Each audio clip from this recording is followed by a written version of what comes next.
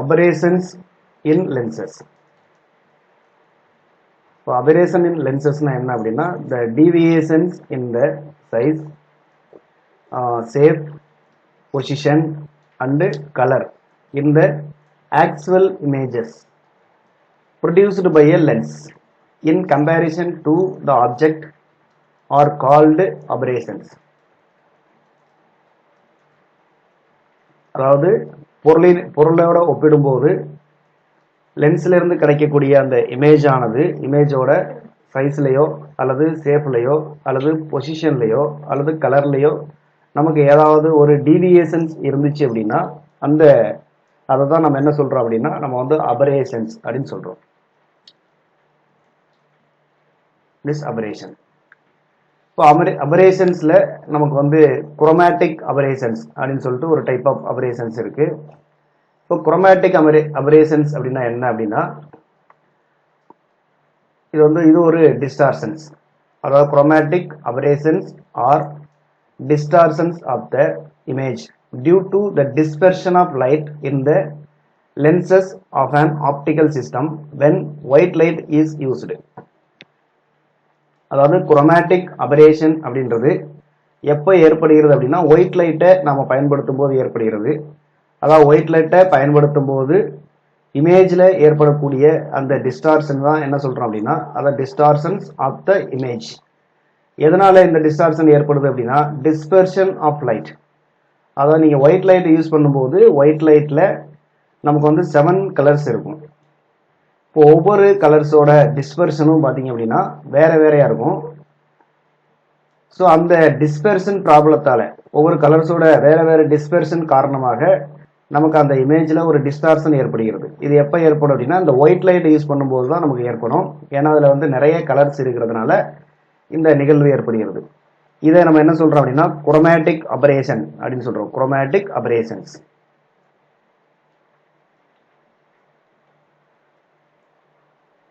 அதாவது the defect of colored image formed by a lens with white light is called chromatic aberration. Okay. Next பாத்தீங்க அப்படின்னா if monochromatic light is used. அதாவது white light பயன்படுத்துறதுக்கு பதிலாக நம்ம வந்து ஒரு மோனோக்ரோமேட்டிக் லைட்டை நம்ம பயன்படுத்தணும் அப்படின்னா நமக்கு என்ன இருக்காது அப்படின்னா இந்த குரோமேட்டிக் அபரேஷன்ஸ் வந்து ரிமூவ் பண்ணிடலாம். ஆனால் besides these effects there are defects which are present even when monochromatic light is used. இப்போ மேலே நம்ம சொன்ன அந்த distortion of the image due to the dispersion of light, dispersion காரணமாக ஏற்படக்கூடிய டிஸ்டார்ஷனை இல்லாமல் வேறு சில டிஃபெக்டும் நமக்கு வந்து லென்ஸில் ஏற்படுகிறது. அதாவது மோனோக்ரோமேட்டிக் லைட்டை யூஸ் பண்ணாலும் கூட அந்த மாதிரியான டிஃபெக்ட் ஏற்படும். இந்த மாதிரியான டிஃபெக்ட்ஸ் என்ன சொல்கிறோம் அப்படின்னா such defects are called monochromatic operations. இந்த மோனோக்ரோமேட்டிக் அபரேஷன்ஸ் எதனால ஏற்படுது அப்படின்னா நமக்கு வந்து Point number 1, large aperture of the optical system. Optical சிஸ்டத்தினுடைய அப்பர்ச்சர் வந்து அதிகமாக இருந்தால் ஏற்படும். அதே மாதிரி large angle subtended by the rays with the principal axis. Principal ஆக்சிஸோட அந்த ரேயோட ஆங்கிள் வந்து ரொம்ப அதிகமாக இருந்துச்சு அப்படின்னா இப்போ பிரின்சிபல் ஆக்சிஸ் இது மாதிரி இதுதான் பிரின்சிபல் ஆக்சிஸ் அப்படின்னா அந்த ரே வந்து நமக்கு வந்து இந்த மாதிரி அதோடைய ஆங்கிள் வந்து அதிகமாகும் போது நமக்கு வந்து என்ன ஏற்படும் அப்படின்னா இந்த மோனோக்ரோமேட்டிக் அபரேஷன்ஸ் ஏற்படும். அடுத்ததாக மூன்றாவது வந்து லார்ஜ் சைஸ் ஆஃப் த ஆப்ஜெக்டோட சைஸ் வந்து பெருசா இருந்தாலும் நமக்கு மோனோக்ரோமேட்டிக் அபரேஷன்ஸ் நமக்கு ஏற்படும் அப்படின்னு சொல்றாங்க. as a result of these aberrations, அதாவது இந்த அபரேஷனால நமக்கு என்ன பிரச்சனை அப்படின்னா monochromatic அபரேஷனால a point is not imaged as a point. ஒரு பாயிண்டோட இமேஜ் நம்ம பார்த்தோம் அப்படின்னா அது ஒரு பாயிண்டா இருக்காது. அதே மாதிரி plane is not imaged as a plane. ஒரு பிளேனோட இமேஜ் பார்த்தீங்கன்னா கரெக்டா அந்த பிளேன் மாதிரியே இருக்காது, அதுல டிவியேஷன்ஸ் இருக்கும். அதே மாதிரி அடுத்து தேர்ட் பாயிண்ட் பார்த்தீங்கன்னா equidistant points are not imaged as equidistant points. அதாவது சம தொலைவில் இருக்கக்கூடிய புள்ளிகள், உண்மையிலே சம தொலைவில் இருக்கக்கூடிய புள்ளிகள் அதோட இமேஜ் வந்து சம தொலைவில் இருக்காது. இதெல்லாம் வந்து நமக்கு அந்த அபரேஷன்ஸ்னால ஏற்படக்கூடிய பிரச்சனைகள். இப்போ நெக்ஸ்ட் வந்து நம்ம மோனோக்ரோமேட்டிக் அபரேஷன்ஸ்ல என்னென்ன டைப்ஸ் வருது அப்படின்னு பார்க்கலாம். ஒன்று வந்து spherical aberration, second one is astigmatism, third one is coma, fourth one is curvature of field, fifth one is distortion.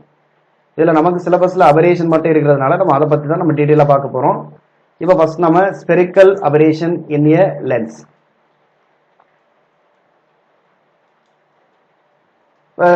This aberration is due to large aperture of the lens. It is important point. Spherical aberration ஏன் ஏற்படுது அப்படின்னா இந்த large aperture காரணமாக ஏற்படுகிறது. அடுத்த second பாயிண்ட்ல என்ன சொல்லியிருக்கோம், the marginal and paraxial rays from the images at different places. அதாவது marginal ray and paraxial ray. இப்போ paraxial ray, marginal rayனா என்ன அப்படின்னா நம்ம வந்து அந்த இப்போ இந்த லென்ஸ் இருக்கு அப்படின்னா லென்ஸுக்கு வந்து லென்ஸோட முனை ஒன்று இருக்கும், மையம், லென்ஸுடைய மையம் இருக்கும். இந்த லென்ஸ் மையம் வழியாக செல்லக்கூடிய அந்த லைனுக்கு என்ன பேர் அப்படின்னா பிரின்சிபல் ஆக்சிஸ் அப்படின்னு சொல்லுவோம். திஸ் பிரின்சிபல் ஆக்சிஸ் அல்லது முதன்மை அச்சு அப்படின்னு பேரு. இப்போ இந்த முதன்மை அச்சுக்கு இணையாக செல்லக்கூடிய அந்த கதிர்களில் இப்போ இங்கே ஒரு ஆப்ஜெக்ட் இருக்கு அப்படின்னா இந்த ஆப்ஜெக்ட்ல இருந்து நமக்கு நிறைய கதிர்கள், அதாவது ரேஸ் வந்து போகும். இப்போ இந்த மாதிரி போகலாம் அல்லது இந்த மாதிரி போகலாம். இந்த மாதிரி பல ரேஸ் வந்து இந்த ஆப்ஜெக்ட்லேருந்து நமக்கு போகும். அதில் இந்த முதன்மை அச்சுக்கு, அதாவது பிரின்சிபல் ஆக்ஸுக்கு பக்கத்தில் இருக்கிற கதிர்களுக்கு என்ன பேர் அப்படின்னா நம்ம வந்து அண்மை அச்சு கதிர்கள், அதாவது முதன்மை அச்சுக்கு பக்கத்தில் இருக்கு, அதில் அண்மை அச்சு கதிர்கள் சொல்லுவோம். தொலைவில் இருக்கக்கூடிய இந்த மாதிரியான கதிர்களுக்கு என்ன பேர் அப்படின்னா ஓரக்கதிர்கள் அப்படின்னு பேர். திஸ் மார்ஜினல் ரேஸ் அப்படின்னு சொல்றாங்க. இதை வந்து பேராக்சியல் ரே அப்படின்னு சொல்றோம். இப்போ இந்த மார்ஜினல் ரே உருவாக்கக்கூடிய இமேஜும் பேராக்சியல் ரே உருவாக்கக்கூடிய இமேஜும் வேற வேற இடத்துல உருவாகுது. இப்போ இந்த பிக்சர்ல பார்த்தோம் அப்படின்னா இப்போ எஸ்ன்ற சோர்ஸ்ல இருந்து நமக்கு நிறைய ரேஸ் வந்து நமக்கு போகுது. இதுல பாத்தீங்க அப்படின்னா இந்த ரே, அதாவது இந்த ரேயும் பாத்தீங்கன்னா எங்கே ஜாயிண்ட் ஆகுது, லென்ஸ்ல பட்டு நமக்கு விலகல் அடைந்து எங்கே ஜாயிண்ட் ஆகுது அப்படின்னு பார்த்தீங்கன்னா இந்த இடத்துல ஜாயிண்ட் ஆகுது. இது வந்து நம்ம வந்து எஸ்எம் அப்படின்னு சொல்றோம். இந்த பாயிண்டை வந்து நம்ம எஸ்எம் அப்படின்னு குறிச்சுக்கிறோம். அடுத்து இதுக்கு பக்கத்தில் இந்த பேரலல் ஆக்சிக்கு பக்கத்தில் இருக்கக்கூடிய இந்த ரே அதே மாதிரி இந்த ரெண்டு ரேயோட அந்த விலகல் கதிர் ரெண்டு எங்கே ஜாயிண்ட் ஆகுதுன்னா இந்த இடத்துல போய் ஜாயிண்ட் ஆகுது, அது எஸ்பி என்ற இடத்துல ஜாயிண்ட் ஆகுது. அப்ப நமக்கு இந்த இடத்துல ஒரு இமேஜ் கிடைக்கும், அதே மாதிரி இந்த இடத்துல ஒரு இமேஜ் கிடைக்கும். அப்போ ஒரே பொருளுக்கு நமக்கு ரெண்டு வெவ்வேறு இடங்கள்ல நமக்கு வந்து என்ன கிடைக்குது அப்படின்னா இமேஜ் கிடைக்குது. அப்ப இந்த இமேஜ் வந்து நமக்கு வந்து கிளியரா இருக்காது. இந்த எஸ்எம்ன்றது மார்ஜினல் ரேயினால வரக்கூடிய பாயிண்ட், அந்த மார்ஜினல் ரே வந்து குவியக்கூடிய புள்ளி. எஸ்பின்றது பேராக்சியல் ரே, அதாவது அந்த அண்மை அச்சு கதிர்கள் அப்படின்னு சொல்றோம், அச்சுக்கு பக்கத்தில் இருக்கக்கூடிய அந்த ரேயால வரக்கூடிய அதுல இருந்து குவியக்கூடிய கதிர்கள், அதை வந்து நம்ம எஸ்பி அப்படின்னு சொல்றோம். இப்போ இதெல்லாம் வந்து நமக்கு இந்த ஸ்பெரிக்கல் அபரேஷன்ஸ்ல ஏற்படுகிறது. அதாவது marginal ray and paraxial ray from the images at different places. Figure 11.19 இந்த ஃபிகர் வந்து எதை சொல்லுது, source that monochromatic point source எஸ்ன்றது ஒரு மோனோக்ரோமேட்டிக் சோர்ஸ் ஆன் த ஆக்சிஸ்ல வைக்கப்பட்டிருக்கு. Is imaged as SP and SM. Here SM and SP are the images formed by the marginal ray and paraxial ray respectively. Thus the point object is not imaged as point. அப்ப point object வந்து நமக்கு வந்து ஒரு பாயிண்டா தெரியாது, ஏன்னா ரெண்டு இடத்துல நமக்கு இமேஜ் கிடைக்கிறதுனால அது ஒரு பாயிண்டா நமக்கு கிடைக்காது. Since the focus of marginal and paraxial ray வந்து do not coincide. ஏன்னா நமக்கு மார்ஜினல் ரே அண்டு பேராக்சியல் ரேயோட ஃபோக்கஸ் வந்து ஒரே இடத்துல நமக்கு இருக்கிறது இல்லை, அதாவது கோயின்சைடு ஆகிறது இல்லை. ஃபார் இந்த டிஸ்டன்ஸ் எஸ்எம்/எஸ்பி, அதான் இந்த எஸ்எம்முக்கும் எஸ்பிக்கும் இடைப்பட்ட டிஸ்டன்ஸ்.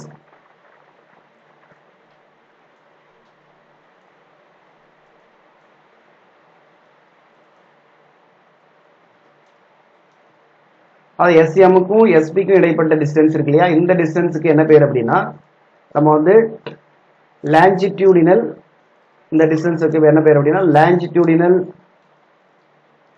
ஸ்பெரிக்கல் அபரேஷன் அப்படின்னு சொல்றோம். இந்த டிஸ்டன்ஸ் எஸ்எம்முக்கும் எஸ்பிக்கும் உள்ள டிஸ்டன்ஸ்க்கு என்ன பேர் அப்படின்னா லாஞ்சிடியூடினல் ஸ்பெரிக்கல் அபரேஷன் அப்படின்னு பேரு. ஓகே, இப்போ ஸ்பெரிக்கல் அபரேஷனை நம்ம டீட்டெயிலாக இன்னொன்று பார்க்க போகிறோம். The failure of a lens to form a point image of a point object on the axis is called a spherical aberration. Spherical aberration அப்படின்னா என்ன அப்படின்னா ஒரு பாயிண்ட் இமேஜ் வந்து நமக்கு அது ஒரு பாயிண்ட் ஆப்ஜெக்டோட பாயிண்ட் இமேஜை கண்டுபிடிக்கிறதுல நமக்கு ஏற்படக்கூடிய அந்த ஃபெயிலியருக்கு தான் என்ன பேர் சொல்றோம் அப்படின்னா ஸ்பெரிக்கல் அபரேஷன் அப்படின்னு சொல்றோம். For rays parallel to principal axis, the distance between the foci of marginal and the paraxial ray gives the extent of the longitudinal spherical aberration. நம்ம ஏற்கனவே பார்த்தது தான். அதாவது எஸ்எம்முக்கும் எஸ்பிக்கும் இடைப்பட்ட டிஸ்டன்ஸ் வந்து நமக்கு லாஞ்சிடியூடினல் ஸ்பெரிக்கல் அபரேஷனை தருகிறது.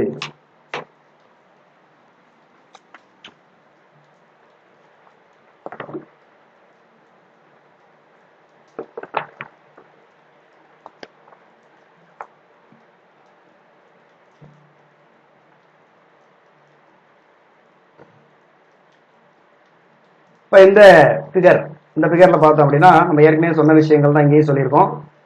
இன் ஃபிகர் 1.20a, அதாவது இந்த figure A,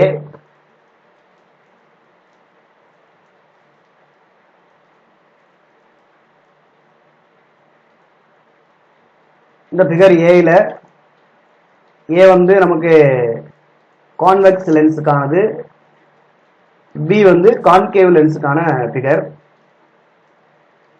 So in figure 1.20a la FP and FM are the foci for the paraxial and marginal rays respectively. Spherical aberration of a convergent lens is taken to be positive. It is a important point. Convergent lens or convex lens ரெண்டுமே ஒன்றுதான். Convergent லென்ஸோட spherical அபரேஷனை வந்து என்னவா எடுத்துக்கிறோம் அப்படின்னா positive அப்படின்னு எடுத்துக்கிறோம். Spherical அபரேஷனுக்கான அந்த distance வந்து எஃப்பி மைனஸ் எஃப்எம், அதாவது பாராக்சியல் ரே மைனஸ் மார்ஜினல் ரே இடைப்பட்ட இந்த ரெண்டு ரேக்கு இடைப்பட்ட டிஸ்டன்ஸ், இந்த டிஸ்டன்ஸை தான் நம்ம வந்து அதாவது லாஞ்சிடியூடினல் அந்த ஸ்பெரிக்கல் அபரேஷன் அந்த சொல்றோம் along the axis. The spherical aberration of a diverging lens, இது வந்து டைவர்ஜிங் லென்ஸ் அல்லது கான்கேவ் லென்ஸ். கான்கேவ் லென்ஸுக்கான ஸ்பெரிக்கல் அபரேஷன் வந்து நமக்கு வந்து நெகட்டிவா இருக்கும். இது வந்து நெகட்டிவ், கான்வெக்ஸுக்கு வந்து positive. Next methods of minimizing spherical aberration. Spherical அபரேஷனை எப்படியெல்லாம் நம்ம வந்து மினிமைஸ் பண்ணலாம் அப்படின்றதுக்கான என்னென்ன மெத்தட்ஸ் இருக்கு அப்படின்னா பை யூசிங் ஸ்டாப்ஸ்களை பயன்படுத்தி நம்ம குறைக்கலாம். அடுத்ததாக by using the two lenses separated by a distance, இரண்டு லென்ஸை ஒரு குறிப்பிட்ட டிஸ்டன்ஸ்ல பிரித்து வைத்து அதை பயன்படுத்தி நாம் வந்து ஸ்பெரிக்கல் அபரேஷனை குறைக்கலாம். அடுத்ததாக தேர்ட் பாயிண்ட் வந்து பை யூசிங் அண்ட் ஏப்ளானாட்டிக் லென்ஸ்களை பயன்படுத்தி நாம் வந்து இந்த அபரேஷனை குறைக்கலாம். அப்புறம் வந்து பை யூசிங் ஏ கிராஸ்டு லென்ஸை பயன்படுத்தியும் நாம் வந்து குறைக்கலாம். இந்த மாதிரியான 4 வழிகளில் குறைக்கலாம். இப்போ ஒவ்வொன்றையும் நாம் வந்து டீட்டெயிலாக பார்க்கலாம். ஃபர்ஸ்ட் பை யூசிங் ஸ்டாப்ஸை யூஸ் பண்ணி எப்படி நம்ம குறைக்கலாம் அப்படின்னா spherical aberration can be minimized by using stops. இது ஸ்டாப்ஸ் என்ன பண்ணுது அப்படின்னா it's reduce the effective lens aperture. நமக்கு ஏற்கனவே தெரியும் ஸ்பெரிக்கல் அபரேஷன் வந்து அப்பர்ச்சர் அதிகமாக இருக்கிறதுனால தான் ஏற்படுது. அப்போ இந்த ஸ்டாப்ஸ் என்ன பண்ணுது அப்படின்னா அப்பர்ச்சரோட அளவை வந்து நமக்கு குறைக்குது. அதாவது எஃபெக்டிவ் லென்ஸ் அப்பர்ச்சரை நமக்கு இது குறைக்குது. அதன் மூலமாக நமக்கு அபரேஷனை குறைக்கிறது. The stops used can be such as to permit either paraxial or marginal ray. Stops வந்து எப்படி என்ன செய்யுது அப்படின்னா நமக்கு வந்து பாராக்சியல் ரேயும் மார்ஜினல் ரேயும் வேற இடத்துல நமக்கு ஃபோக்கஸ் ஆகுறதுனால தான் இந்த அபரேஷனே ஏற்படுது. அப்போ ஸ்டாப்ஸ் என்ன பண்ணும், ஒன்று பாராக்சியல் ரேயை வந்து பெர்மிட் பண்ணும், இல்லை அப்படின்னா மார்ஜினல் ரேயை பெர்மிட் பண்ணும். அப்போ அதனால நமக்கு வந்து அபரேஷன் வந்து நமக்கு இல்லாமல் போயிடுது. ஹியர் சர்க்குலர் டிஸ்க் கால்டு ஸ்டாப்ஸ்ன்றது என்னன்னா ஒரு சர்க்குலர் டிஸ்க், அதை பயன்படுத்துறோம். இந்த சர்க்குலர் டிஸ்கை தான் நம்ம வந்து ஸ்டாப்ஸ் அப்படின்னு சொல்றோம். Or used to cut off unwanted rays. But the use of stops, ஆனால் நம்ம ஸ்டாப்ஸை யூஸ் பண்ணும்போது என்ன பிரச்சனை வரும் அப்படின்னா the intensity of the image, அதே மாதிரி resolving power of the instrument, அது ரெண்டு என்ன ஆகும்னா நமக்கு ரெடியூஸ் ஆகும். அதாவது இமேஜோட இன்டென்சிட்டியும் அந்த இன்ஸ்ட்ருமெண்டோட ரிசால்விங் பவரும் நமக்கு ரெடியூஸ் ஆகும். ஏன் இன்டென்சிட்டி ரெடியூஸ் ஆகுதுன்னா இது வந்து பேராக்சில் ரே அல்லது மார்ஜின் ரே ஏதாவது ஒரு ரேயை கட் பண்ணிடுது. அதனால நம்பர் ஆஃப் ரே வந்து நமக்கு கம்மியா இருக்கும். ஸோ அதனால இன்டென்சிட்டியை வந்து குறைக்குது, ரிசால்விங் பவரையும் குறைக்குது. The second point வந்து by using the two lenses separated by a distance. இரண்டு லென்ஸ்களை ஒரு குறிப்பிட்ட தூரத்தில் வைப்பதன் மூலமாக வைத்து பயன்படுத்துவதன் மூலமாக நம்ம குறைக்கலாம். இது எப்படின்றத பார்க்கலாம். when two convex lenses, இதற்காக என்ன பண்றாங்கன்னா இரண்டு கான்வெக்ஸ் லென்சஸ் எடுத்துக்கிறோம். separated by a finite distance, ரெண்டையும் வந்து ஒரு குறிப்பிட்ட டிஸ்டன்ஸ்க்கு இடையில பிரித்து வைக்கிறோம். எப்படின்னா வந்து அந்த எவ்வளோ டிஸ்டன்ஸ்ல பிரிக்கணும் அப்படின்னா ஸ்பெரிக்கல் அபரேஷன் வந்து நமக்கு மினிமம் ஆகிற அளவுக்கான டிஸ்டன்ஸ்ல பிரிக்கணும். எப்போ வந்து ஸ்பெரிக்கல் அபரேஷன் மினிமமா இருக்கு அப்படின்னா when the distance between the lenses is equal to the difference in their focal length, அதாவது அந்த இரண்டு லென்ஸுக்கான ஃபோக்கல் லென்த், இப்போ ஒவ்வொரு லென்ஸுக்கும் ஒரு ஃபோக்கல் லென்த் இருக்கும். இதனுடைய ஃபோக்கல் லென்ஸ் f1, இதனுடைய ஃபோக்கல் லென்ஸ் f2 அப்படின்னா இந்த ரெண்டு ஃபோக்கல் லென்த்துக்கும் உள்ள டிஃபரன்ஸ் எவ்வளவோ it is f1 minus f2. அப்போ இந்த டிஸ்டன்ஸ் என்னவோ அதே டிஸ்டன்ஸ்ல நம்ம இந்த ரெண்டு இப்போ f1 மைனஸ் f2 வந்து இப்போ 2 சென்டிமீட்டர் கிடைக்குது அப்படின்னா கரெக்டாக இந்த ரெண்டு லென்ஸையும் நம்ம வந்து 2 சென்டிமீட்டர் டிஸ்டன்ஸ்ல பிரித்து வைக்கணும். இப்படி பிரித்து வைக்கிறது மூலமாக நம்ம வந்து ஸ்பெரிக்கல் அபரேஷனை நம்ம என்ன செய்ய முடியும், குறைக்க முடியும் அப்படின்னு சொல்றாங்க. அதாவது when two convex lenses separated by a finite distance are used, the spherical aberration is minimum. எப்போ ஸ்பெரிக்கல் அபரேஷன் மினிமமா இருக்கும்னா when the distance between the lenses is equal to the difference in their focal length, அதாவது f1 minus f2க்கு ஈக்குவலா இருக்கணும். அடுத்து ஏ பிளானாட்டிக் லென்ஸை பயன்படுத்தி குறைக்கலாம். அடுத்ததாக crossed லென்ஸை பயன்படுத்தி குறைக்கிறாங்க. ஸோ கிராஸ்டு லென்ஸ்ல பாத்தீங்கன்னா அதுக்கு என்ன கண்டிஷன் அப்படின்றத பார்க்கலாம். the radii of curvature r1 r2 of a thin lens satisfy the following relation. அதாவது ரெண்டு தின் லென்ஸ் எடுத்துக்கிறோம். அந்த ரெண்டு தின் லென்ஸுக்கும் என்ன இருக்கும்னா ரேடியஸ் ஆஃப் கர்வேச்சர் இருக்கும். இதனுடைய ரேடியஸ் ஆஃப் கர்வேச்சர் r1, இதனுடைய ரேடியஸ் ஆஃப் கர்வேச்சர் r2 அப்படின்னா இது ரெண்டுக்குமான ஒரு ரிலேஷனுக்கான ஒரு ஃபார்முலா ஃபோக்கல் லென்த்துக்கும் ரேடியை ஆஃப் கர்வேச்சருக்கும் இடைப்பட்ட அந்த தொடர்புக்கான ஃபார்முலா வந்து நமக்கு 1/f = n-1 1/r1 - 1/r2. So இந்த ஃபார்முலாவில இருந்து நமக்கு வந்து இந்த ரிஃப்ராக்டிவ் இண்டெக்ஸ் அதாவது இந்த எஃப்ன்றது வந்து எதை சார்ந்து இருக்கு அப்படின்னா நமக்கு வந்து இந்த என்னன்றது ரிஃப்ராக்டிவ் இண்டெக்ஸ் சார்ந்து இருக்கு. அப்போ வந்து இந்த r1 இங்கே பெருக்கி r2 இங்கே பெருக்குனீங்க அப்படின்னா அல்லது r1 இங்கே பெருக்குனீங்கன்னா நமக்கு வந்து r1/r2 அப்படின்னு கிடைக்கும். அதே மாதிரி அந்த இந்த f வந்து நமக்கு வந்து r1/r2 அதையும் சார்ந்திருக்கிறது. இந்த r1/r2 தான் என்ன சொல்றோம் அப்படின்னா பீட்டா அப்படின்னு சொல்லிட்டு எடுத்துக்கிறோம். இதுக்கு என்ன பேர் சொல்றாங்க அப்படின்னா சேஃப் ஃபேக்டர் அப்படின்னு சொல்றாங்க. அப்போ இந்த ஃபார்முலாவில் இருந்து நமக்கு ஸ்பெரிக்கல் அபரேஷன்ன்றது எதையெல்லாம் சார்ந்திருக்கு அப்படின்னா ரிஃப்ராக்டிவ் இண்டெக்ஸ் அதையும் பீட்டா = r1/r2. r1/r2ன்றது ரேடியை ஆஃப் கர்வேச்சர் அதாவது வளைவு ஆரம். அந்த இந்த இரண்டையும் வந்து நமக்கு வந்து ரேடியை ஆஃப் கர்வேச்சரோட ரேஷியோ அதையும் சார்ந்திருக்கு. இப்போ இங்க கண்டிஷன் என்ன அப்படின்னா நமக்கு வந்து if the refractive index of a material of the லென்ஸோட ரிஃப்ராக்டிவ் இண்டெக்ஸ் n வந்து 1.5 இருந்தா r1/r2 வந்து நமக்கு -1/6 ஆக இருக்க வேண்டும். அப்போ வந்து n = -1.5னா the spherical aberration will be minimum when beta = r1/r2 = -1/6. r1/r2 = 1/6 ஆக இருக்கும்போது நமக்கு வந்து ஸ்பெரிக்கல் அபரேஷன் வந்து நமக்கு மினிமமாக இருக்கும். அப்ப என்ன பண்றாங்க அப்படின்னா ரெண்டு கான்வெக்ஸ் லென்ஸ் எடுத்துட்டு அதனுடைய ரேடியை ஆஃப் கர்வேச்சர் வந்து r1/r2 வேல்யூ வந்து இந்த 1/6க்கு ஈக்குவலா இருக்கிற மாதிரியான ரெண்டு லென்ஸை சூஸ் பண்றாங்க. அந்த ரெண்டு லென்ஸை பயன்படுத்தும் போது நமக்கு வந்து ஸ்பெரிக்கல் அபரேஷன் வந்து குறைகிறது.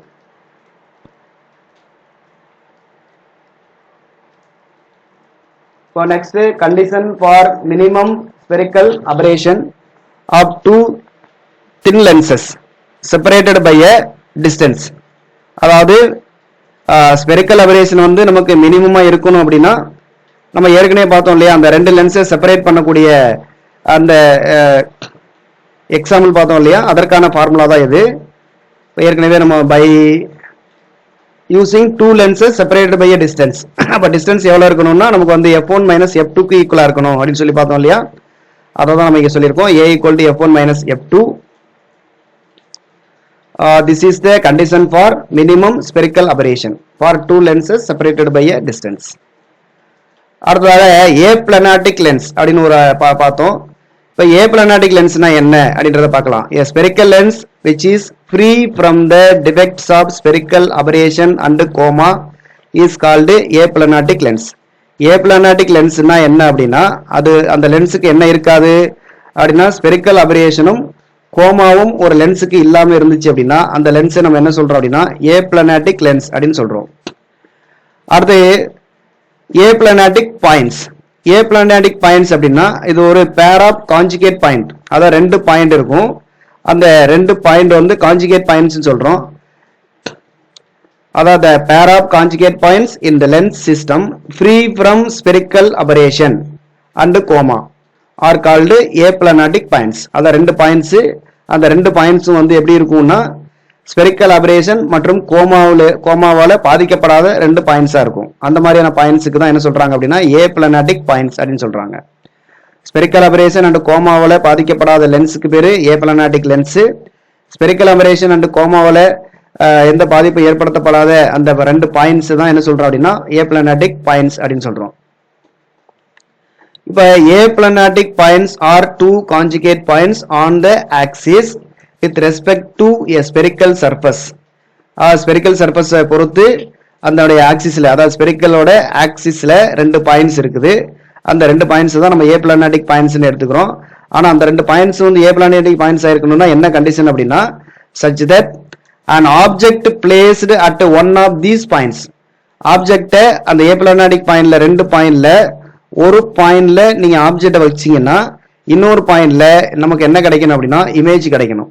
அல்லது இந்த பாயிண்ட்ல நீங்க ஆப்ஜெக்ட வச்சீங்க அப்படின்னா நமக்கு இந்த பாயிண்ட்ல இமேஜ் கிடைக்கணும். அந்த மாதிரியான பாயிண்ட்ஸ் தான் நம்ம என்ன சொல்றோம் அப்படின்னா ஏப்ளனாட்டிக் பாயிண்ட்ஸ் அப்படின்னு சொல்றோம். அதாவது an object placed at one of these points produces at the second point an image which is free from spherical aberration and coma. அடுத்து chromatic aberration in lens. இப்போ chromatic aberration in lens நம்ம ஏற்கனவே பார்த்தோம். அதில் வந்து இப்போ கொஞ்சம் டீடைல்டா அதில் ரெண்டு டைப் இருக்குது. லாஞ்சிடியூடினல் chromatic aberration, இன்னொன்று லேட்டரல் chromatic aberration சொல்லிட்டு ரெண்டு இருக்கு. ரெண்டையும் நம்ம கொஞ்சம் டீடைலா பார்க்கலாம். The focal length of a lens is given by 1 by f equal to n minus 1 1 by r1 minus 1 by r2. Since n changes with the color of light, அதாவது colour of லைட்டை பொறுத்து n வந்து change ஆகும். என்னன்றது நமக்கு தெரியும் refractive index. Refractive index வந்து நம்ம ஒரு ஒயிட் லைட்டை யூஸ் பண்ணும்போது நிறைய கலர்ஸ் இருக்குது இல்லையா, அந்த நிறைய கலர்ஸ்ல ஒவ்வொரு கலருக்குமான ரிஃப்ராக்டிவ் இண்டெக்ஸும் வேற வேற இருக்கும். அதாவது வயலட்டுக்கு வேற இருக்கும், இண்டிகோவுக்கு வேற இருக்கும், ப்ளூக்கு வேற இருக்கும், அந்த மாதிரி வேற வேற கலர்ஸ் இருக்கும். அப்ப கலரை பொறுத்து இந்த எண் வந்து ரிஃப்ராக்டிவ் இண்டெக்ஸ் சேஞ்ச் ஆகுது. அதனால ரிஃப்ராக்டிவ் இண்டெக்ஸ் கலரை பொறுத்து சேஞ்ச் ஆனா அப்போ ஃபோக்கஸ் ஆன எஃப்பும் என்ன பண்ணும்னா F must be different for different colours. அதனால ஒவ்வொரு கலருக்கும் ஃபோக்கஸ் வந்து வேற வேறையா இருக்கும். அப்போ நம்ம ஒயிட் லைட்டை நம்ம யூஸ் பண்ணும்போது அப்ப என்ன ஆகும் அப்படின்னா ஒவ்வொரு கலரும் ஒவ்வொரு இடத்துல போயிட்டு ஃபோக்கஸ் ஆகும். அதனாலதான் வந்து வேற வேற இடத்துல நமக்கு வந்து பாயிண்ட்ஸ் வந்து கிரியேட் ஆகுது. இதனாலதான் நமக்கு இந்த chromatic aberrations ஏற்படுது. This change of focal length with color is responsible for chromatic aberration. அதாவது கலர்னால வந்து நமக்கு focal length சேஞ்ச் ஆகுது. அதனாலதான் நமக்கு இந்த chromatic aberration ஏற்படுது. அது it is classified into two types. chromatic aberration வந்து நமக்கு ரெண்டு டைப் ஏற்படுது. ஒன்னு longitudinal chromatic aberration, இன்னொன்னு வந்து lateral chromatic aberration. லாஞ்சிடியூடினல் நேர்கோட்டில் ஏற்படுறது, லேட்டரல் அப்படின்றது நம்ம அப் அண்ட் டவுன் அந்த இதுல வந்து ஏற்படக்கூடியது. அதாவது லாஞ்சிடியூடினல் அப்படின்னா வந்து அந்த இமேஜ் வந்து ஒரு புள்ளியில தெரியறதுக்கு பதிலாக கொஞ்சம் இன்னொரு புள்ளிக்கும் தெரிகிறது, அது லாஞ்சிடியூடினல். அதுவே லேட்டரல் அப்படின்னா அந்த இமேஜோட அளவு வந்து பாத்தீங்கன்னா வேற வேற ஹைட்ல வந்து நமக்கு சேஞ்சஸ் இருக்கும். அது வந்து நமக்கு லேட்டரல் chromatic aberration. இப்போ longitudinal chromatic aberration அப்படின்னா என்னன்னு பார்க்கலாம். when a parallel beam of white light is passed through a lens, the beam gets dispersed-னா ஒவ்வொரு கலர்ஸுக்கும் அந்த அதாவது மாறுறது, and rays of light of different colors come to focus at different points. அதாவது ஒரு when a parallel beam of white light. ஒரு white light வந்து நம்ம அனுப்புகிற பொழுது ஒரு லென்ஸ் வழியாக அந்த பீம் வந்து, அதாவது அந்த ஒயிட் லைட் பீம் ஆனது லென்ஸால என்ன பண்ணப்படுகிறது அப்படின்னா டிஸ்பர்ஸ் ஆகுது. டிஸ்பர்ஸ் ஆகுதுன்னா ஒவ்வொரு கலரும் தனித்தனியாக நமக்கு பிரிகை அடைகிறது. பிரிகை அடைகிறதுனால ஒவ்வொரு கலருக்குமான ஃபோக்கஸும் வேற வேறன்றனால ஒவ்வொரு கலரும் போயிட்டு பிரிகை அடைஞ்ச பிறகு வேற வேற பாயிண்ட்ல போயிட்டு ஃபோக்கஸ் ஆகுது. அடுத்து the violet rays come to focus at a point nearer to the lens and the red ray at a farther point. இப்போ violet ray வந்து லென்ஸுக்கு பக்கத்துல ஃபோக்கஸ் ஆகும், point nearer to the lens. அதுவே ரெட் ரே வந்து என்ன ஆகும் அப்படின்னா தூரத்துல லாங்ல போயிட்டு ஃபோக்கஸ் ஆகும். அந்த 7 கலர்ஸ்ல first colour violet, last colour வந்து ரெட்டு. இது வந்து லென்ஸுக்கு பக்கத்துல ஃபோக்கஸ் ஆகுது, ரெட் வந்து லென்ஸுக்கு தூரத்துல ஃபோக்கஸ் ஆகுது. அப்ப வயலட்டோட ஃபோக்கஸ் வந்து எஃப்இன்னு எடுத்துக்கிறோம், ரெட்டோட ஃபோக்கஸ் வந்து எஃப்ஆர் அப்படின்னு எடுத்துக்கிறோம். அப்ப the colours in between the violet and red come to focus between FV and FR. அதாவது வயலட் வந்து இந்த இடத்துல ஃபோக்கஸ் ஆகுது அப்படின்னா, ரெட் இந்த இடத்துல ஃபோக்கஸ் ஆகுதுன்னா மற்ற எல்லா கலரும் இந்த வயலட்டுக்கும் ரெட்டுக்கும் இடையில உள்ள புள்ளிகள்ல ஒவ்வொரு புள்ளிலையும் ஃபோக்கஸ் ஆகும் அப்படின்றத நம்ம இங்க சொல்லியிருக்கோம். The distance FR minus FV, அதான் எஃப்ஆர் ரெட்டோட ஃபோக்கஸுக்கும் வயலட்டோட ஃபோக்கஸுக்கும் இடைப்பட்ட அந்த டிஸ்டன்ஸுக்கு என்ன பேர் அப்படின்னா longitudinal or axial chromatic aberration அப்படின்னு பேரு. எஃப்ஆரோட வேல்யூ நமக்கு தெரியும் எஃப்வியோட அதிகமாக இருக்கும், ஏன்னா எஃப்ஆர் தான் தூரமா ஃபோக்கஸ் ஆகுது. அப்ப அதனால இதனுடைய ஃபோக்கஸ் அதிகமாகவும் இந்த ஃபோக்கல் லென்த் வந்து நமக்கு கம்மியாகவும் இருக்கும், வயலட்டோட ஃபோக்கல் லென்த் வந்து கம்மியாகவும் இருக்கும். இந்த பிக்சர்ல பார்த்தோம் அப்படின்னா நமக்கு ஏபின்றது அந்த இமேஜ். இப்போ இந்த இமேஜ்ல இருந்து வரக்கூடிய அந்த ஒயிட் லைட்டு இந்த லென்ஸ்ல படுது, லென்ஸ்ல பட்டு திரும்ப வந்து டிஸ்பர்ஸ் ஆகுது. டிஸ்பர்ஸ் ஆகி இந்த வயலட் ரே பார்த்தீங்கன்னா இது வந்து வயலட்டுக்கான ரே, இது வந்து நமக்கு ரெட்டுக்கான ரே. இந்த ரெட்டுக்கான ரே போயிட்டு நமக்கு வந்து இந்த இடத்துல ஃபோக்கஸ் ஆகுது பிஆர் என்ற இடத்துல. அது வயலட்டுக்கான ரே பார்த்தீங்கன்னா பிவி என்ற இடத்துல நமக்கு ஃபோக்கஸ் ஆகுது. இது வந்து இது வந்து நமக்கு அந்த லேட்ரல் இதுக்கான இது லாஞ்சிடியூடினல் பார்த்தோம் அப்படின்னா ஓகே, லாஞ்சிடியூடினலுக்கு இந்த கால்குலேஷன் எடுத்துரும். அதாவது இங்க இருந்து இதுவும் கரெக்ட் தான்.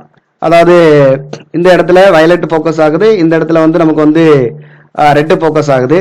இப்போ இது ரெண்டுக்கும் லாஞ்சிடியூடினல் டிஸ்டன்ஸ் எடுக்கிறோம் இல்லையா, இந்த லாஞ்சிடியூடினல் டிஸ்டன்ஸ் தான் நமக்கு வந்து இந்த எஃப்ஆர் மைனஸ் எஃப்இக்கு ஈக்குவலா இருக்கும்.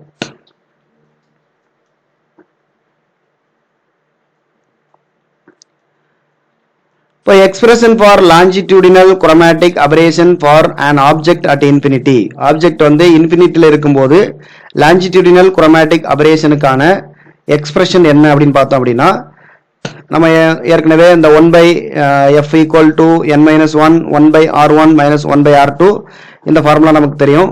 இப்போ இந்த ஃபார்முலாவை பயன்படுத்தி ஃபர்ஸ்ட் நம்ம வந்து வயலட்டுக்கான ஃபார்முலாவை மாத்திரம். வயலட்டுக்கு வந்து நமக்கு என்ன வரும் அப்படின்னா 1/fv equal to nb minus 1 into 1/r1 minus 1/r2 கிடைக்கும். இதே மாதிரி ரெட்டுக்கான வேல்யூ ஈக்குவேஷன் எழுதணும்னா nr minus 1 1/r1 minus 1/r2. இப்போ ரெண்டையும் நம்ம கழிச்சு எழுதணும் அப்படின்னா நமக்கு வந்து இந்த ஈக்குவேஷன் நமக்கு கிடைக்கும். இப்போ இந்த ஈக்குவேஷன்ல திரும்ப என்ன பண்றோம் அப்படின்னா இங்க குறுக்க பெருக்கிறோம். இங்க குறுக்க பெருக்குனா நமக்கு வந்து இந்த ஈக்குவேஷன் கிடைக்குது. FR minus FV by FV FR equal to இந்த என்வி மைனஸ் என்ஆர் அப்படி கிடைக்கும். இதை வந்து நம்ம வந்து டிவைட் பண்றோம், என்ஒய் மைனஸ் 1ஆல டிவைட் பண்றோம். என்ஒய்ன்றது எல்லோ கலருக்கானது. ஏன் எல்லோ கலர் எடுக்கிறோம்னா நம்ம இந்த விப்ஜிஆர்ல நமக்கு வந்து அந்த எல்லோ தான் வந்து என்ன அப்படின்னா அந்த சென்ட்ரல் கலர், அதாவது சென்ட்ரல் கலரா இருக்கும். அப்ப இதனுடைய எல்லாமே வந்து இந்த ரெட்டுக்கும் வயலட்டுக்கும் இடையில, வயலட்டோட வேல்யூக்கும் ரெட்டோட வேல்யூக்கும் இடையில இந்த எல்லோட வேல்யூ இருக்கும். அதனால எல்லோ கலரை வந்து நமக்கு வந்து அவங்க சென்ட்ரல் கலரா எடுத்துக்கிறோம். இப்ப என்ஒய் மைனஸ் 1ஆல மேலே இங்கேயும் பெருக்கி வகுக்கும் போது வகுத்துறோம். வகுத்துட்டு பேலன்ஸ் உள்ளதை இங்க அப்படியே எழுதியிருக்காங்க. இதுல இந்த NV minus NR by NY minus 1 அப்படின்ற இந்த டேர்மை தான் என்னென்ன வச்சுக்கிறோம் அப்படின்னா ஒமேகா அப்படின்னு சொல்றோம். ஒமேகாவுக்கு என்ன பேர் அப்படின்னா dispersive power, of the material of the lens. இதை வந்து டிஸ்பர்சிவ் பவர் அப்படின்னு சொல்றோம். அதாவது கோண நிறப்பிரிகை அப்படின்னு சொல்லுவாங்க, அல்லது பிரிதிறன் அப்படின்னு சொல்லலாம், பிரிதிறன் அப்படின்னு சொல்லலாம். இந்த ஃபார்முலாவை நீங்க வந்து இம்பார்ட்டன்ட் மனப்பாடம் பண்ணிக்கோங்க. அடுத்து FV into FR. FV into FR வந்து எஃப்வி வந்து அதிகமாக இருக்கும், சரி எஃப்வி வந்து கம்மியாக இருக்கும், எஃப்ஆர் வந்து அதிகமாக இருக்கும். இது ரெண்டையும் பெருக்கும்போது இதனுடைய சராசரி வேல்யூவாக கிடைச்சிருது. அப்போ எஃப்வி எஃப்ஆர் வந்து நம்மளுடைய சராசரி வேல்யூ அப்படின்னு பார்த்தோம் அப்படின்னா எஃப்இக்கும் எஃப்ஆருக்கும் இடைப்பட்ட சராசரி வேல்யூ வந்து இட் இஸ் எஃப்ஒய். அப்போ ரெண்டையும் எஃப்ஒய்னு வச்சுட்டோம்னா இட் இஸ் எஃப்ஒய் ஸ்கொயருக்கு நமக்கு ஈக்குவலாக இருக்கும். இதை வந்து இந்த எஃப்வி எஃப்ஆருக்கு பதிலாக இந்த ஈக்குவேஷனில் நம்ம எஃப்ஒய் ஸ்கொயர் அப்படின்றத சப்ஸ்டிட் பண்ணி அதுக்கப்புறம் நம்ம இதை வந்து சுருக்கணும் அப்படின்னா நமக்கு வந்து இந்த மாதிரியான ஒரு ஈக்குவேஷன் நமக்கு கிடைக்கும். இதை நீங்கள் வந்து மனப்படமாக வச்சுக்கோங்க. FR minus FV equal to omega into FY. எஃப்ஆர்ன்றது ரெட் கலருக்கான ஃபோக்கஸ், எஃப்பின்றது வயலட் கலருக்கான ஃபோக்கஸ், ஒமேகான்றது டிஸ்பர்சிவ் பவர், எஃப்ஒய்ன்றது எல்லோ கலருக்கான focal length. Then expression for longitudinal chromatic aberration for an object at finite distance. இப்போ இது வந்து ஆப்ஜெக்ட் அட் இன்ஃபினிட்ல இருக்கும்போது இந்த ஃபார்முலா, அதே finite distanceல இருந்துச்சு அப்படின்னா இந்த ஃபார்முலா, இந்த கண்டிஷன் யூஸ் பண்றோம். VR minus VV. வி அப்படின்றது ஆப்ஜெக்ட்டுக்கும் லென்ஸுக்கும் இடைப்பட்ட அந்த பிக்கும் லென்ஸோட அந்த பாயிண்ட், அந்த முனை அப்படின்னு சொல்லுவோம் இல்லையா, அதுக்கும் இடைப்பட்ட டிஸ்டன்ஸ் அந்த பொருள், அதுதான் வந்து நம்ம வந்து வி அப்படின்னு சொல்றோம். இது வந்து ரெட்டுக்கான இது வயலட்டுக்கான வி. இப்போ VR minus VV equal to omega V square by F.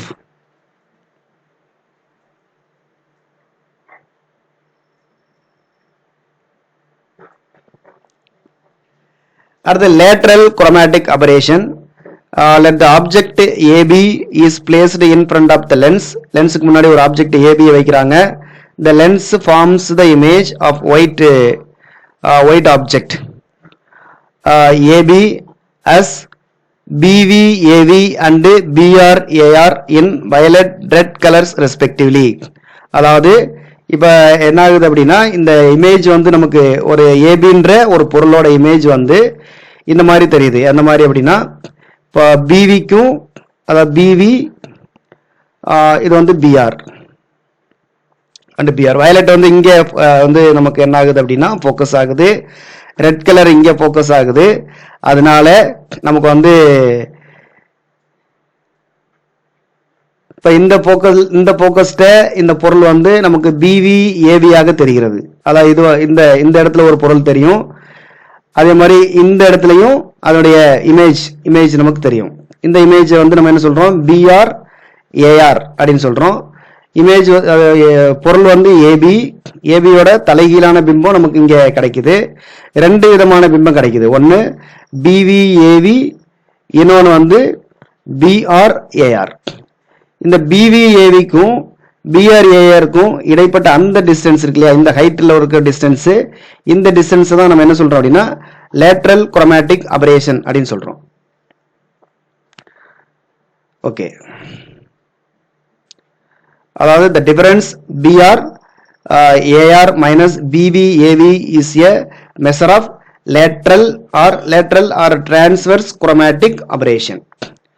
நமக்கு எப்பவுமே பிஆர் ஏஆர் தான் அதிகமாக இருக்கும். நம்ம பிக்சர்லேயே உங்களுக்கு தெரியும், பிஆர் ஏஆர்ன்றது ஏஆருக்கும் பிஆருக்கும் இடைப்பட்ட இந்த டிஸ்டன்ஸ் பார்த்தீங்கன்னா அதிகமாக இருக்கும், பிவிஏவி வந்து நமக்கு கம்மியாக இருக்கும். அதனால தேர்ஃபோர் பிஆர் ஏஆர் வந்து கிரேட்டர் தென் பிவிஏவி. அதாவது ரெட் இமேஜ் வந்து பெருசாக இருக்கும், வயலட் இமேஜ் வந்து ஷார்ட்டாக இருக்கும். ரெட் இமேஜ் வந்து லெங்க்தனாகவும் ஹைட்டாகவும், வயலட் இமேஜ் வந்து கொஞ்சம் ஷார்ட்டாகவும் இருக்கும். மற்ற கலர்ஸோட இமேஜ் எல்லாம் வந்து நமக்கு வந்து வயலட்டுக்கும் ரெட்டுக்கும் இடையில நமக்கு அமைகிறது. Chromatic aberration is eliminated by. Chromatic அபரேஷனை எப்படியெல்லாம் எலிமினேட் பண்ணலாம் அப்படின்னா keeping two lenses in contact with each other. ரெண்டு லென்ஸை ஒன்றோட ஒன்று தொட்டு வச்சு நம்ம என்ன பண்ணலாம் அப்படின்னா கான்டாக்ட்ல வச்சு அதை வந்து நம்ம வந்து நீக்கலாம். இன்னொன்று வந்து டூ லென்சஸை வந்து அவுட் ஆஃப் கான்டாக்ட், ரெண்டு லென்ஸை வந்து அவுட் ஆஃப் கான்டாக்ட்ல வச்சு நீக்கலாம். இந்த மாதிரி இரண்டு முறைகளில் குரோமேட்டிக் அபரேஷனை வந்து நீக்கிறாங்க. அடுத்து achromatic combination of lenses. அதாவது achromatic combination of lenses. Achromatic அப்படின்னா குரோமேட்டிக் அபரேஷன் இல்லாமல் செய்யறதுக்கு பேர் தான் ஏக்ரோமேட்டிக் அப்படின்னு சொல்றோம். இது என்ன அப்படின்னா when two or more lenses are combined together in such a way that the combination is free from chromatic aberration. chromatic aberration இல்லாத அளவிற்கு இரண்டு லென்ஸ்களை கம்பைன் பண்றாங்க. அது மாதிரி இரண்டு லென்ஸ்களை கம்பைன் பண்ணி உருவாக்கக்கூடிய அந்த காம்பினேஷனுக்கு என்ன பேருன்னா ஏக்ரோமேட்டிக் காம்பினேஷன் ஆஃப் லென்ஸ் அப்படின்னு பேரு. The minimization or removal of chromatic aberration is called achromatization. அதாவது chromatic aberration வந்து ரிமூவ் பண்ணக்கூடிய அந்த முறைக்கு என்ன பேர் அப்படின்னா ரிமூவ் பண்ணக்கூடிய அல்லது மினிமைஸ் பண்ணக்கூடிய அந்த நிகழ்வை நம்ம என்ன சொல்றோம் அப்படின்னா ஏக்ரோமேட்டிசம் அப்படின்னு சொல்றோம். chromatic aberration cannot be removed completely. chromatic aberration வந்து நம்ம 100% என்ன பண்ண முடியாது, ரிமூவ் பண்ண முடியாது. அடுத்து usually achromatism is achieved for two prominent colours. Achromatism வந்து எதுக்கு முக்கியமா வந்து அச்சீவ் பண்றாங்க, எதுக்கு வந்து முக்கியமா அக்ரோமேட்டிசத்தை வந்து கேன்சல் பண்றாங்க அப்படின்னா இந்த டூ ப்ராமினன்ட் கலர்ஸ்னா வயலட் அண்ட் ரெட்டுக்கு வந்து இது பண்றாங்க.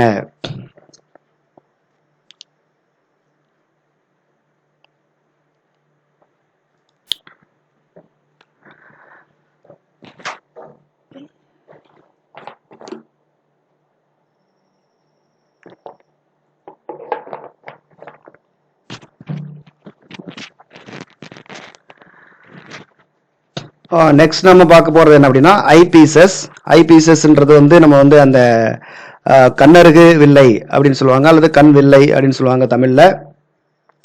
இப்போ an eyepiece is a combination of lenses designed to magnify the image already formed by the objective of a telescope and microscope.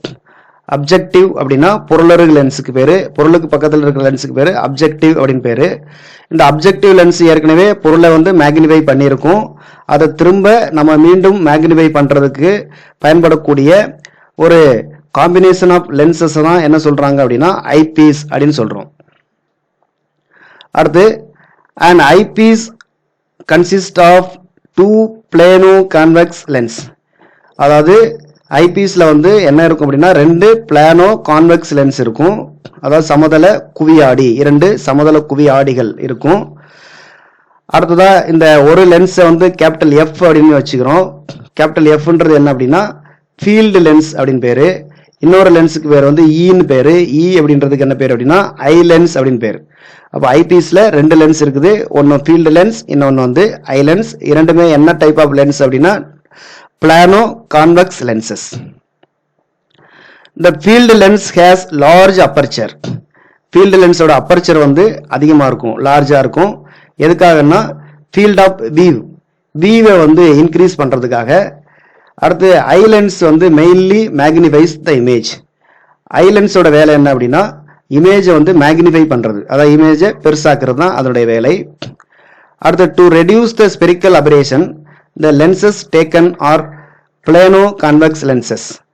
வந்து plano convex lens நம்ம பயன்படுத்துறோம் அப்படின்னா ஸ்பெரிக்கல் அபரேஷனை ரெடியூஸ் பண்றதுக்காக தான் plano convex lens, அதாவது சமதள குவியாடிகளை பயன்படுத்துகிறார்கள். அடுத்து further the focal lengths of the two lenses and their separation are selected in such a way as to minimize the chromatic and spherical aberrations. அதாவது இந்த ரெண்டு லென்ஸோட ஃபோக்கல் லென்த்தும் மற்றும் அந்த ரெண்டு லென்ஸையும் வைக்க வேண்டிய அந்த செப்பரேஷன் டிஸ்டன்ஸையும் எதை வச்சு சூஸ் பண்றோம் அப்படின்னா கம்மியா வந்து குரோமேட்டிக் அண்டு ஸ்பெரிக்கல் அபரேஷன் அதை வந்து மினிமைஸ் பண்ற மாதிரியான ஒரு மெத்தட்ல நம்ம வந்து ரெண்டு என்ன அளவிலான ஃபோக்கல் லென்த் இருக்கிற லென்ஸை பயன்படுத்தணும் அல்லது எவ்வளவு தூரத்துல அதை ரெண்டையும் பிரிச்சு வைக்கணும் அப்படின்றத நம்ம முடிவு பண்றோம். Or a combination of lenses is used in an eyepiece in place of a simple lens magnifier for the following reasons. வந்து ஐபீஸ் யூஸ் பண்றாங்க, ஐபீஸ்னா ரெண்டு லென்ஸை ஏன் தொடர் காம்பினேஷனா யூஸ் பண்றாங்க அப்படின்றதுக்கு என்ன காரணம் அப்படின்னா ஒன்னு the field of view is enlarged by using two or more lenses. field of view enlarge பண்றதுக்கு ஒன்னு, இன்னொன்னு வந்து அபரேஷன்ஸ் வந்து மினிமைஸ் பண்றதுக்காக. ஃபீல்ட் ஆஃப் வியூவை இன்க்ரீஸ் பண்றதுக்கும் அபரேஷன்ஸை மினிமைஸ் பண்றதுக்காக தான் நம்ம வந்து ரெண்டு லென்ஸை சேர்த்து ஒரு ஐபீஸாக பயன்படுத்துறோம், ஒரு லென்ஸை பயன்படுத்துறதுக்கு பதிலாக. இப்ப ரெண்டு விதமான ஐபீஸ் வந்து இருக்குது. ஒன்னு வந்து ஹைஜென்ஸ் ஐபீஸ், இன்னொன்று வந்து ராம்ஸ்டன் ஐபீஸ். இப்போ ஹைஜன் ஐபீஸை பற்றி நம்ம டீட்டெயிலாக பார்க்கலாம். இப்போ ஹைஜன்ஸ் ஐபீஸில் என்ன இருக்குது அப்படின்னா, அதுலேயும் 2 பிளானோ கான்வெக்ஸ் லென்ஸ் இருக்குது. இந்த 2 பிளானோ கான்வெக்ஸ் லென்ஸில் ஒரு லென்ஸோட ஃபோக்கல் லென்த் வந்து 3f, அதாவது ஃபீல்டு லென்ஸோட ஃபோக்கல் லென்த் 3f, ஐ லென்ஸோட ஃபோக்கல் லென்த் வந்து 2f. இந்த மாதிரி இருக்கும். They are arranged with their convex faces towards the incident ray. இப்போ இது எவ்வாறு அரேஞ்ச் பண்ணப்படுகிறது அப்படின்னா, இன்சிடென்ட் ரேயை பார்த்த மாதிரி இதோடைய கான்வெக்ஸ் ஃபேஸஸ் வந்து இருக்கும். இந்த மாதிரி தான் அரேஞ்ச் பண்ணுறாங்க. அடுத்து the eyepiece satisfies the following conditions of minimum spherical and chromatic aberrations. அதாவது அந்த ஐபீஸ் வந்து கீழே இருக்கக்கூடிய 2 கண்டிஷனை நமக்கு வந்து சாட்டிஸ்ஃபை பண்ணுச்சு அப்படின்னா அதனுடைய ஸ்பெரிக்கல் அபரேஷன் மற்றும் குரோமேட்டிக் அபரேஷன் வந்து மினிமமாக இருக்கும். இப்போ நமக்கு வந்து இந்த ஹைஜன்ஸ் ஐபீஸை பொறுத்த வரைக்கும் அதை வந்து சாட்டிஸ்ஃபை பண்ணுதா இல்லையா அப்படின்றத நம்ம பார்க்கலாம். இப்போ த distance between the 2 lenses for minimum spherical aberration is given by a equal to f1 minus f2. இது நம்ம ஏற்கனவே பார்த்துருக்கோம். மினிமம் ஸ்பெரிக்கல் அபரேஷன்ஸ்க்கு 2 லென்ஸையும் எவ்வளோ தூரத்தில் வைக்கணும் அப்படின்னா f1 மைனஸ் f2 தூரத்தில் வைக்கணும் அப்படின்றத நம்ம பார்த்துருக்கோம். இப்போ ஹைஜன் ஐபிஎஸ் எடுத்துட்டோம் அப்படின்னா அந்த 2 லென்ஸுக்கும் இடைப்பட்ட இந்த 2 லென்ஸையும் எவ்வளோ தூரத்தில் வைக்கிறாங்க அப்படின்னா வந்து 2f டிஸ்டன்ஸில் வைக்கிறாங்க. ஓகே, ஹைஜன்ஸ் ஐபிஎஸ்ல நமக்கு வந்து 2 லென்ஸ் இருக்கு இல்லையா. ஃபீல்டு லென்ஸ் வந்து ஃபீல்டு லென்ஸோட ஃபோக்கல் லென்த் வந்து 3f, ஐ லென்ஸோட ஃபோக்கல் லென்த் வந்து f. நம்ம ஏற்கனவே 2fன்னு சொல்லியிருப்போம். 2fன்றது என்ன அப்படின்னா அந்த 2 லென்ஸையும் பிரித்து வைக்கக்கூடிய அந்த டிஸ்டன்ஸ் தான் வந்து 2f. ஓகே, அப்போ ஹைஜன்ஸ் ஐபிஎஸ் பொறுத்த வரைக்கும் 2க்கு அந்த அந்த இப்போ நம்ம இந்த ஃபார்முலாவில் சப்ஸ்டிட் பண்ணோம் அப்படின்னா a equal to f1 minus f2 equal to Huygens eyepiece பொறுத்த வரைக்கும் f1ன்றது நமக்கு வந்து 3f, ஏன்னா ஃபீல்டு லென்ஸோட ஃபோக்கல் லென்த்து, f2ன்றது ஐ லென்ஸோட focal length f, equal to 3f minus f equal to நமக்கு 2fன்னு கிடைக்குது. அப்போ வந்து நமக்கு ஹைஜன்ஸ் ஐபிஎஸ்ல 2 லென்ஸையும் எவ்வளோ தூரத்தில் பிரித்து வைக்கிறாங்க அப்படின்னா 2f டிஸ்டன்ஸில் பிரித்து வைக்கிறாங்க. அப்போ இந்த f1 மைனஸ் f2வும் ஹைஜன்ஸ் ஐபிஎஸ்ஸை பிரித்து வைக்கக்கூடிய தொலைவும் 2 எப்படி இருக்கு, நமக்கு சேமாக இருக்குது. அப்போ தேர்ஃபோர் நமக்கு வந்து ஸ்பெரிக்கல் அபரேஷனை இங்கே குறைச்சிடுறோம். ஹைஜன்ஸ் ஐபிஎஸ்க்கு ஸ்பெரிக்கல் அபரேஷன் வந்து மினிமமாக இருக்கும். அடுத்து குரோமேட்டிக் அபரேஷன் மினிமம் இருக்கணும்னா என்ன கண்டிஷன் அப்படின்னா a equal to f1 plus f2 by 2க்கு சமமாக இருக்கணும். அதாவது லென்ஸ்களுக்கு இடைப்பட்ட தூரமானது f1 பிளஸ் f2 பை 2க்கு சமமாக இருக்க வேண்டும். இப்போ ஹைஜன்ஸ் ஐபிஎஸ் எடுத்துக்கிட்டீங்க அப்படின்னா f1 ஈக்குவல் டு நமக்கு 3f, f2 equal to f. அப்போ 3f பிளஸ் f அதை வந்து 2ஆல் வகுத்தீங்க அப்படின்னா நமக்கு வந்து 4f by 2 equal to 2f. அப்போ டிஸ்டன்ஸ் வந்து ஏற்கனவே ஹைஜன்ஸ் ஐபிஎஸ்ல 2f டிஸ்டன்ஸில் தான் பிரித்து வைக்கிறோம். f1 பிளஸ் f2 பை 2ஓட அந்த வேல்யூ கண்டுபிடிச்சாலும் அதுவும் என்னவா தான் இருக்கு, 2f தான் இருக்கு. அப்போ இந்த 2 கண்டிஷன் என்ன சொல்லியிருக்காங்களோ அந்த கண்டிஷன் படி தான் நமக்கு ஹைஜன்ஸ் ஐபிஎஸ் வந்து உருவாக்கப்பட்டிருக்கு. அப்போ அதனால ஹைஜன்ஸ் ஐபிஎஸ்ல நமக்கு என்ன இருக்காது அப்படின்னா நமக்கு வந்து குரோமேட்டிக் அபரேஷன் மினிமமாக இருக்கும், ஸ்பெரிக்கல் அபரேஷனும் மினிமமாக இருக்கும். ஏன்னா 2 கண்டிஷனையும் அது சாட்டிஸ்ஃபை பண்ணுது. அடுத்ததா ராம்ஸ்டன்ஸ் ஐபிஎஸ். ராம்ஸ்டன்ஸ் ஐபிஎஸ்ல பாத்தீங்க அப்படின்னா இதுலயும் அதே மாதிரி 2 பிளானோ கான்வெக்ஸ் லென்ஸ் இருக்குது. ஒவ்வொரு 2ஓட ஃபோக்கல் லென்த்தும் பாத்தீங்கன்னா f தான். ஒரு லென்ஸோட ஃபோக்கல் லென்த்தும் f1 ஈக்குவல் டு f தான் and f2 equal to f தான். இந்த 2 லென்ஸையும் எவ்வளவு தூரத்தில் பிரித்து வைக்கிறாரு அப்படின்னா 2/3f அப்படின்ற டிஸ்டன்ஸில் பிரித்து வைக்கிறாரு. இப்போ for achromatism the distance between the 2 lenses should be, இப்போ நம்ம கண்டிஷன் நமக்கு ஸ்பெரிக்கல் ஏ குரோமேட்டிசம் அதாவது குரோமேட்டிக் அபரேஷன் இல்லாமல் இருக்கிறதுக்கான கண்டிஷன் என்ன அப்படின்னா நமக்கு வந்து a equal to f1 plus f2 by 2. இப்போ அந்த கண்டிஷன் படி பார்த்தோம் அப்படின்னா f1 equal to f, f2 equal to f by 2 போட்டிங்கன்னா f plus f equal to 2f by 2 equal to f. ஆனால் இங்கே கிடைக்கிறது fன்னு கிடைக்குது டிஸ்டன்ஸு. ஆனால் நமக்கு எவ்வளோ தூரத்தில் பிரித்து வைக்கிறாங்க, 2/3f டிஸ்டன்ஸில் பிரித்து வைக்கிறாங்க. அப்போ தேர்ஃபோர் இது ரெண்டும் நமக்கு ஈக்குவலாக இல்லை. இதில் கிடைக்கக்கூடிய வேல்யூவும் அவர் பிரித்து வைக்கிற வேல்யூவும் ஈக்குவலாக இல்லை. அதனால ராம்ஸ்டன்ஸ் ஐபிஎஸோட குரோமேட்டிக் அபரேஷன் வந்து நமக்கு வந்து ஃபுல்லாக ரெடியூஸ் ஆகாது, பார்ட்லி தான் ரெடியூஸ் ஆகுது.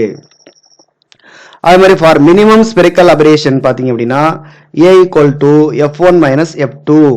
f1 minus f2 கண்டுபிடிச்சோம்னா இங்க f minus f equal to 0. ஆனா நமக்கு எவ்வளவு டிஸ்டன்ஸ்ல இருக்கணும் வச்சிருக்காங்க அப்படின்னா 2/3 f டிஸ்டன்ஸ்ல வச்சிருக்காங்க. ஆனா இங்க வேல்யூ வந்து நமக்கு 0 தான் கிடைக்குது. அப்ப therefore spherical aberrationையும் இது வந்து என்ன பண்ணல அப்படின்னா ஃபுல்லா நமக்கு ரெடியூஸ் பண்ணல.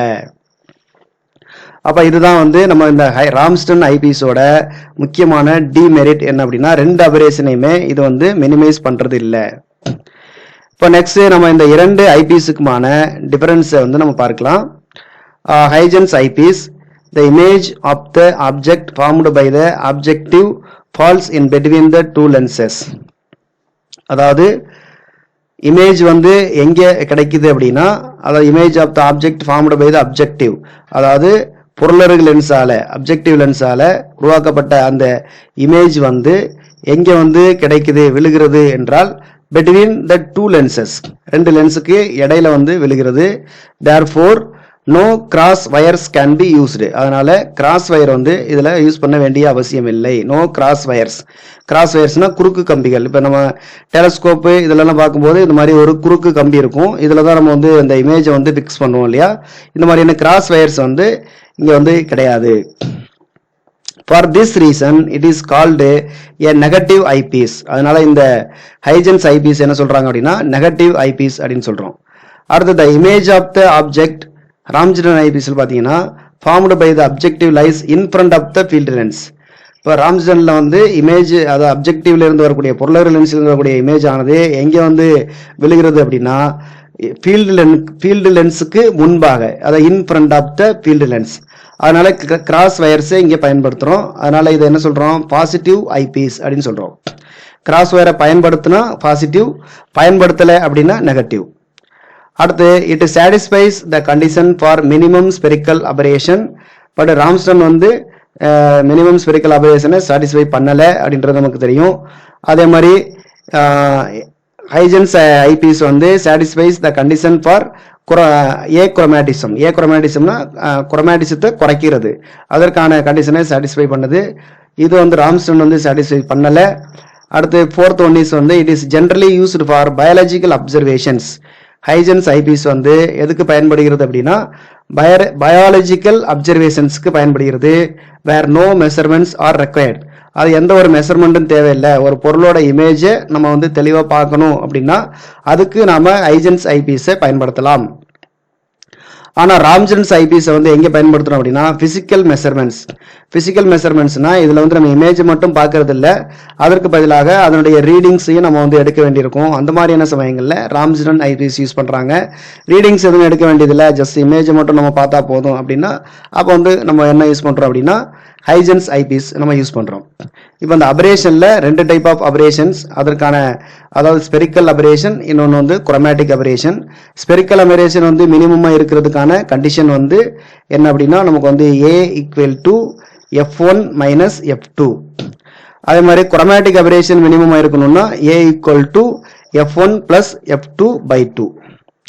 ரெண்டு லென்ஸுக்கு இடைப்பட்ட தூரம், அதாவது ரெண்டு டூ கான்வெக்ஸ் லென்ஸை நம்ம கம்பைன் பண்ணி ஸ்பெரிக்கல் அபரேஷன்ஸை குறைக்கும் போது ஸ்பெரிக்கல் அபரேஷன் மினிமமாக இருக்கணும்னா அந்த ரெண்டு லென்ஸையும் குவிய தூரத்தினுடைய அந்த f1 மைனஸ் f2க்கு சமமான டிஸ்டன்ஸில் பிரித்து வைக்கணும். அப்படி வச்சிங்கன்னா ஸ்பெரிக்கல் அபரேஷன் கம்மியாக இருக்கும், மினிமமாக இருக்கும். அதே மாதிரி குரோமேட்டிக் அபரேஷனை நம்ம குறைக்கணும்னா அந்த ரெண்டு லென்ஸையும் பிரித்து வைக்க வேண்டிய அந்த டிஸ்டன்ஸ் எவ்வளோ அப்படின்னா f1 plus f2/2. It is important formula ரெண்டுமே. Okay, thank you.